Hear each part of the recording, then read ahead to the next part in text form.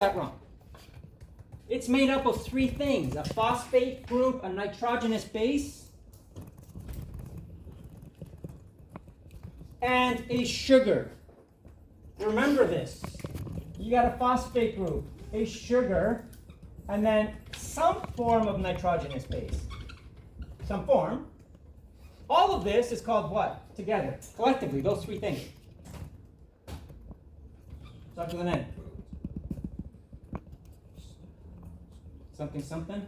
It is something. I think somebody said it. Together, it forms a nucleotide. Those three things are a nucleotide. And the reason why they're called a nucleotide is because you have a repeating pattern. That's a polymer. Many of these molecules of phosphate, sugar, nitrogenous base, repeating over and over and over again in opposite directions. I should have brought my DNA molecule. I don't have it here. So this would repeat. The backbone is just made up of sugars and sugars and phosphates and sugars, and then another phosphate, etc., etc. And then the nucleotides go in the middle. There's only 4 nucleotides that you learn about in grade 10.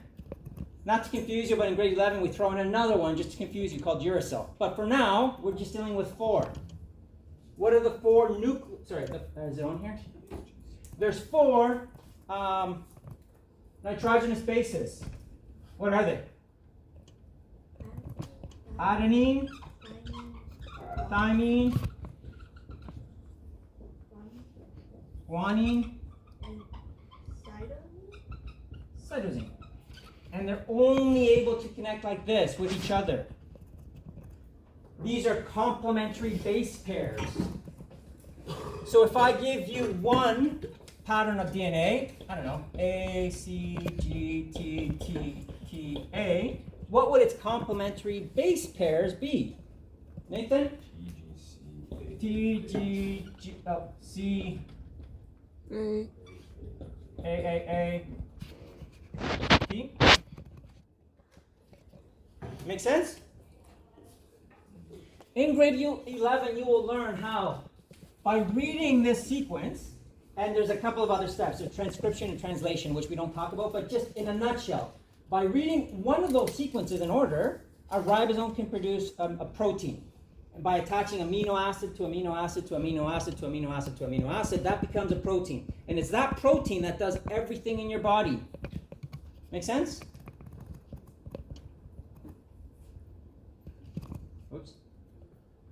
So, for the most part, in eukaryotic cells, and I say for the most part because there's a cell or two that don't have this. You guys remember what cell doesn't have DNA in its nucleus? Red blood cells. Erythrocytes. Red blood cells do not have DNA and don't have a nucleus. So, by and large, most cells have their eukaryotic cells have their genetic information in the nucleus. And most of the time it's floating around in loose forming, kind of like spaghetti strands. What's that called? Say it again, Vitri? Is it chromatid? Chromatin.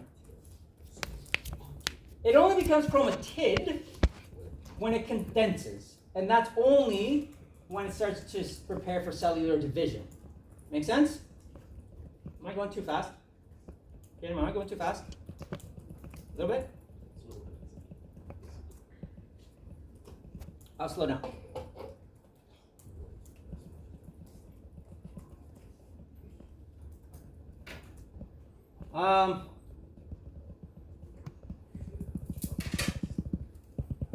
Okay, let's do, we're going to come back to that. Talk about this. So most of the time, if this was your DNA, your nucleus, your DNA is floating around there like loose string, like loose sort of yarn, and that's called chromatin. When the cell starts to prepare, it condenses to form a chromatid and eventually a chromosome. Okay? Most of the time we show this as 2 chromosomes because you get one from your mom, one from your dad. And that's the genetic information. You'll learn a lot about that in grade 11 genetics. They're called sister chromatid because they are, by and large, identical. Okay. In humans, actually, before I do that, In humans, how many chromosomes do you have? 46. And that's because you get 23 from your mom, 23 from your dad. Do you guys remember this? Yeah. I'll cover the word. What's it called? What's that? Can you still see it? What am I supposed to say? What's this called? What is what called? This image of all the chromosomes in your body. Karyotype. Remember karyotype? Do I have to know that? Or what it's called? It's a karyotype. So if I refer to a karyotype, you know this is what I'm talking about. And a karyotype is just basically, we have gotten really, really, really good at identifying where chromosomes are and what they do and what they look like. You have homologous pairs of chromosomes. They're the same. One from your mom, one from your dad. And the reason why they're the same is because each one has the same genetic information. 22 of them, let me rephrase. 22 of them have the same genetic information. So for example, if you see this orange band there, they both have that orange band. And each one might code for a protein that makes, I don't know, eye color. They might have different traits. Maybe your mom has blue eyes, your dad has brown eyes. But it's still, that information is located on the same, it's called the locus, that same section of the gene, of the chromosome. That's the gene. The reason why I said 22 of them is because this applies to every chromosome in your body, every autosomal chromosome, except for your 23rd, which is your sex chromosome, sex gender. Autosomal just means every cell in your body, but your gender-producing cells, eggs and sperm. So the 23rd chromosome is different. This is why I say they're different, because you could have an XY, and the Y is really, really, really little. It does not contain a lot of genetic information. So, if I have an XY chromosome, am I a genetic male or female? Sorry? XY? XY is male, XX is female, genetically. How you identify, I'm not talking about that. I'm specifically talking at the genetic level. You have an X and a Y chromosome, that's what you're born. That at the genetic level, it's an XY chromosome, male, and female is XX. But everything else is autosomal. Make sense? Easy? What we didn't talk about a lot, but you will in grade 11, is this doesn't always go according to plan. Sometimes things happen. Sometimes issues happen. Sometimes there's a non-disjunction. When you're creating cells, you get an extra chromosome. This is the prime example. Sometimes you get a third chromosome on 21. Your body, you still live. You're an organism that still survives. Anyone know what this is called? Down syndrome. What's that? Down syndrome. Down syndrome. Trisomy 21. Good job. Down syndrome. It happens. All right. So again, if you open up your DNA, if you read the genetic sequence, one section of that is called a gene. A gene is just the genetic reading, the material, the A's and the T's and the G's and the C's, that code for a very specific protein that does something to your body.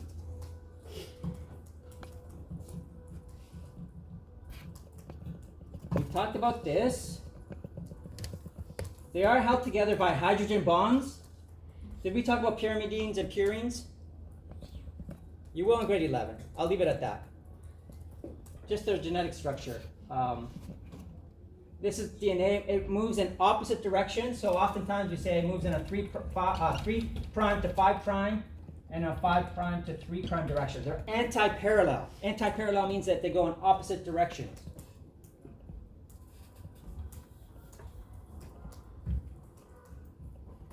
I think I've asked this question before. I don't think I have a... Let me ask you this. If I had 2 strands of DNA, strand A and B, and for strand A I had, let's say, A, T, C, G, that's a C. If I had, I don't know, 5 A's, actually finish this for me.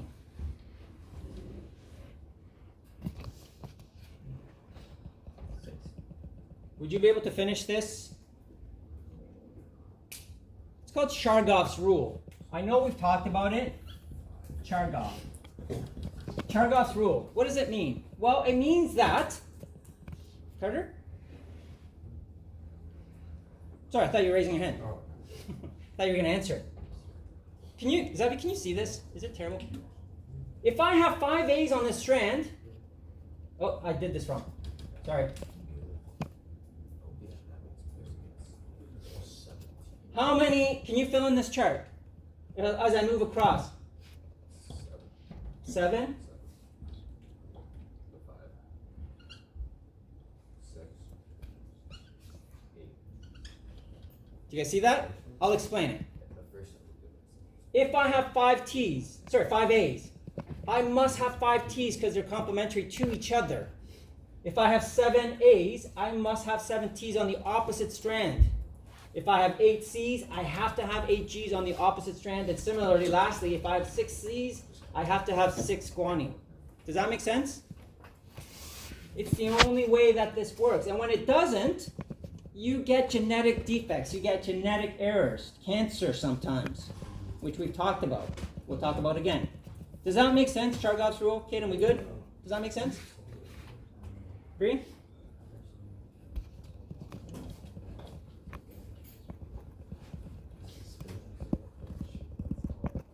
All right.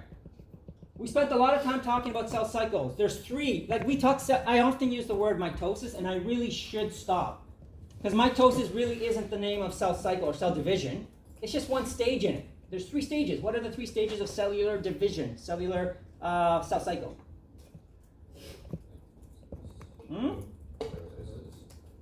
Go in order. Interphase, mitosis, and what? Not yet. We're talking about the 3 main cycles. Cytokinesis. Prophase is part of mitosis, which we'll talk about in a second. Know this. I can guarantee you 1,000% you will have multiple mitosis questions. We spent a lot of time on it. There's a reason. It's very important. Next year you do meiosis. Similar, a little bit more complicated. And it results in 2 haploid cells, half of the genetic information. Let's go through them real quick. Most of the time a cell is spent in interphase. There's 3 stages of interphase. It's on the board. I'm not hiding it, but what are they? Interphase can be divided into 3. They are G1, synthesis, G2. What happens in G1? Grows. It's being itself, metabolizes. It's being a hair cell, or it's being a stomach cell, or it's being an eye cell, or it's being whatever, a toe cell. 2, synthesis. That's a very important stage. That's where DNA is replicated. It's the only time that you go from 46 to 92 chromosomes. You have to, because then you divide in half later on. And if you didn't duplicate first, you would be getting 23 chromosomes, and then half of that, and then half of that, and then half of that, and it doesn't make any mathematical sense. So this is the only stage in the synthesis stage where cell doubles, chromosomes replicate, they produce 2. And some other organelles replicate, like the centrioles, which we'll talk about in a second. And then the last G2 is it's preparing for mitosis. My friends, what if I did this?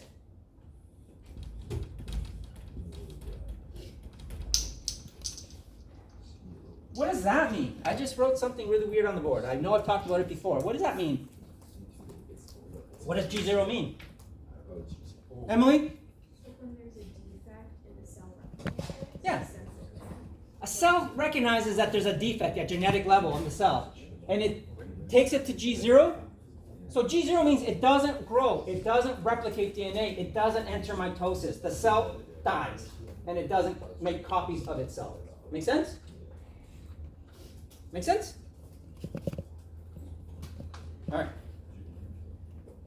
So then we get into mitosis. Mitosis is where we spent most of our time this year. There's 4 stages of mitosis, and they are, what are they? Yeah. Prophase, metaphase, anaphase, telophase. You should know, and you will have to know. I'm telling you what's on the test. For those of you that are not writing notes, for those of you on your cell phones not paying attention, I'm telling you what's on the test.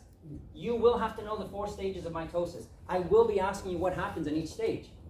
What happens in prophase? What's that? Say again?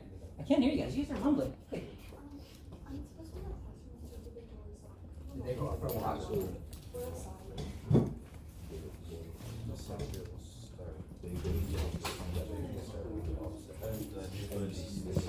Okay, so let's chat about that. So, what was I saying? Prophase? Prophase. What happens in prophase? Anything. There's like 3 or 4 things that happen that are very material, very important. Carter, what do you got? You're going to walk us through all of it. The nucleus starts to dissolve. The nucleus starts to dissolve, which makes sense. Just think logically. At some point, the DNA has to get out of there and duplicate and split in half. What else happens? Think back to your cell, the Plato activity. What else happens? Spindle fibers attach or They start to grow from the centrioles. So the centrioles move to the opposite ends, and the spindle fibers start to grow, getting ready. The spindle fibers play an important part. What else? The chromatin starts to condense. Condense, right, Carter? Sorry, I was going to let Carter run with it. The chromosomes start to condense. They start to become chromatid, getting ready for that duplication. Right? Did I have it here? So here's what he was talking about. The chromosomes condense. I don't know if you can see it, but the nuclear membrane starts to dissolve. And then the spindle fibers start to go to the opposite ends. Very, very important. This is probably the most complicated stage. If you can do this, you can do the rest. What happens in metaphase? Metaphase is probably the most visually obvious stage. Nathan? The chromatids get like aligned like through the center, like the center of the cell, and get like attached by the spindle fibers. Yeah, exactly. The chromosomes line up along the center plate. The chromosome, you can call it the equatorial plate, the mitophasal plate, or just the center. I don't really care. It makes sense. The chromosomes line up, and they're doubles. Remember, you duplicated the DNA. So you have doubles, and they're held together in the middle. Forgive my drawing. It kind of looks like a moth. They're held together in the middle by what? A centromere. And they're getting ready. The centromere, there's a spindle fiber that attaches to the centromere from either direction. Right? What's the next stage?